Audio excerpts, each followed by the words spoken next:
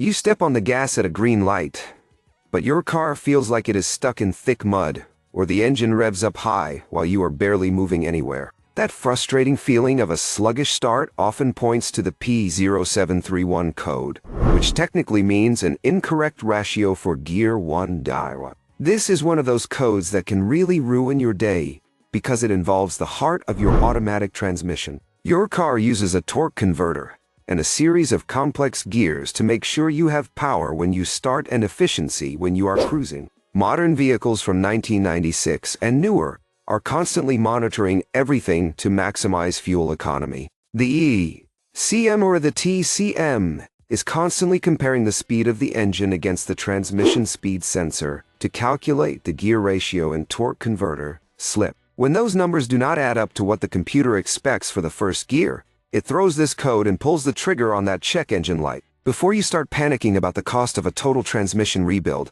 I want you to check your fluid. I cannot stress this enough because low or dirty transmission fluid is the leading cause of almost every shifting problem I have seen in my career. If the fluid is burnt or has tiny metal flakes in it, you are likely looking at a mechanical failure inside. If the fluid looks okay, the issue might be a faulty shift solenoid or even a physical blockage inside the internal control valve body. Think of the solenoids as the electronic gates that direct the fluid to the right clutches and bands. If a gate is stuck or the solenoid is failing electrically, the first gear cannot engage properly. You should use an advanced scan tool to see what gear the transmission is actually commanding versus what the speed sensors are reporting. If you see other codes like solenoid-specific errors, fix those first because they are likely the root cause of this incorrect ratio message. It takes a bit of a deep dive into the mechanical side of things, but starting with the simple stuff like fluid level and condition can save you a lot of money and a massive headache in the long run.